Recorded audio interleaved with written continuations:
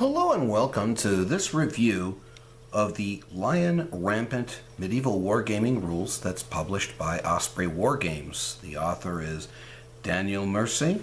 This is an Englishman, and since I'm on the other side of the pond, I saw one day I was at Precursed Hobbies and I saw a couple of guys playing the game using the rules. It was a Crusader versus Saracen fight, and it was awesome. It looked really awesome. So I said, I gotta check this out, and I bought the book, and I went through and I had to say, this is gonna be a fun set of rules. It sure looks like it. But anyway, so on to it.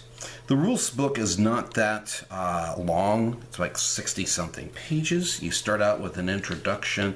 It's lavishly covered with color photos of eye candy, because let's face it, in the hobby of miniatures gaming, the eye candy is a big deal for a number of people.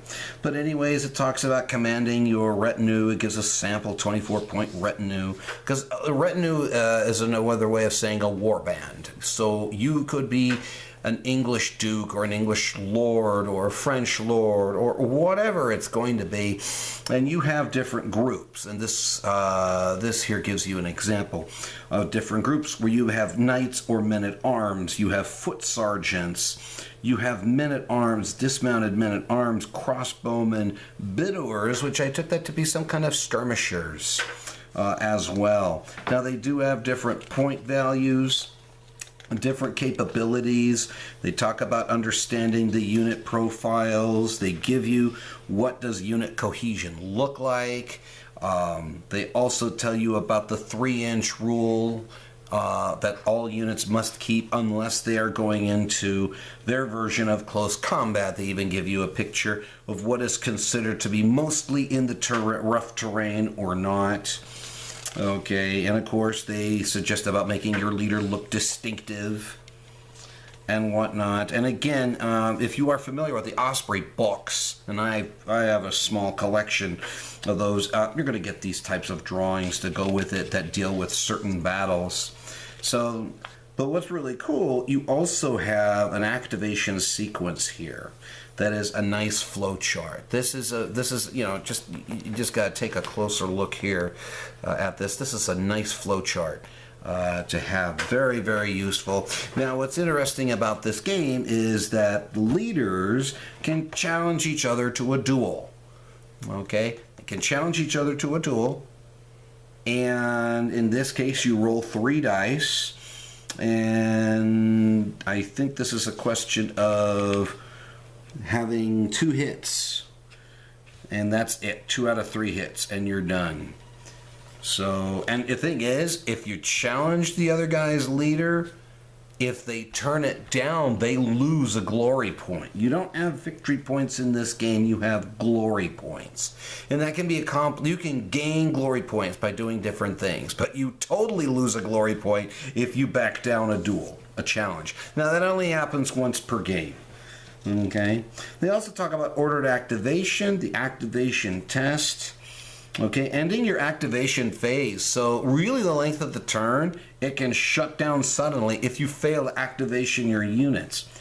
Now some guys would say, oh, I'm going to house rule that and say just let one more unit be activated and then call the turn. I don't know, that's a preference thing, but they talk about the shooting, the missile range, how the terrain affects movement, choosing a target, resolving the shooting, and again, lots and lots of picture examples to see, and inspirational things as well. What's kind of nice with this is that with the units, they're either 6 figures or 12 figures. That's it. And every unit starts out with rolling 12 dice. If your unit goes down below half strength, so you got 12 guys in your unit, you've lost 7. Now you don't roll 12 dice anymore, you roll 6. So you could even go down to 1 guy if somehow, by some sheerest luck, can make it onto the battlefield. They still get to roll 6 dice. Imagine that. But anyways, and then of course the author likes to poke fun of himself, as you can see Here, I'm not going to show a close-up. You guys will have to go buy the book or look for yourself. But again, there's inspiration as far as scenarios and settings to talk about battered units, mustering your revenue, what would that look like? Again, they're very loose on this. They don't necessarily have lists per se.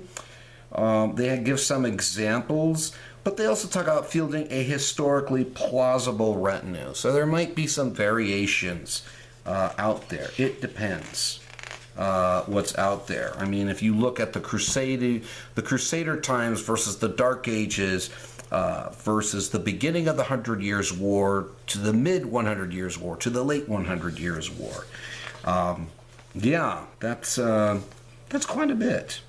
Now, there have been some conversions on the internet, like at the Facebook site, where they are looking at Caesarian Romans versus the Celts, and taking into account Numidian cavalry, Numidian skirmishers. So this can actually create some inspiration to do early Imperial Roman versus against the hairy barbarian types. And again, you get to see these awesome pictures there. And of course, you know, unless you know your European history very well, which I don't, I am a noob in this time period, which is one of the reasons why I got into it. Okay. I got to learn a little bit. My mother's hometown in France, where she grew up, there is the church at l'Église à Joux-sur-Montjoux. And it was built in the early 1300s, and the English in the 100 Years' War did a lot of damage to it about 1381, somewhere around there on that. So that kind of inspired me a little further to get into it. They do talk about scenarios here, and again, you can always change scenarios, how you deploy your retinue, what can a basic setup look like, how do you win the game, making boasts, which is kind of a funny thing that you can do. Some boasts are easier to accomplish than others. And again, oh my gosh, you know, you got a full page here of eye candy. Now, some people, again, would say, oh, that's too much. But, I mean, Osprey is known for color photos and whatnot, and the reading is pretty easy, I have to say. This rule book is by no means new on the scene. It came out about 2014. And I have to say, still, it looks really, really awesome. I know Osprey has other rules in their series, but I have not looked at them, so I can't say anything. But again, looking at the book here, sample retinues, and here's some here, looking at the British Isles, from border raiders of any nation to the early English, the Scottish, the Welsh, okay, the Irish, the Islemen, okay, later English like Edward III onward, and then Burgundian, the Condottieri, the feudal garrison of any nation, the Free Company, the French, the Swiss, the Norman, the Italian, the German, and the Flemish. But then at the same time, they also look at Eastern Europe, okay, and then they look at the Middle East and Spain with all their variations. And again, notice how this picture's just coming out at you. Okay, and then of course Hollywood legends, because they threw that in there. If you wanted to go mess around with Robin Hood and his merry men and the sheriff's men, or old school fantasy, the good versus evil. Now, they do have a reference sheet here. It's fairly simplistic, but it gets the point. It gets to the point, and it's easy on a relatively small page. And then, of course, they give you a roster, an empty roster that you can fill. And naturally, they provide other resources that you can explore if you want to go further into some of these, you know, because of your experiences with Lion Rampant. Anyways, I thought this was a cool book, and I want to give the rules a try. Hey, if you enjoyed this, if this has been a blessing to you, hit that bell, click like and subscribe. Okay, because I'm going on a new adventure here in the Middle Ages. Stay tuned for my next video. Until then, take care and God bless.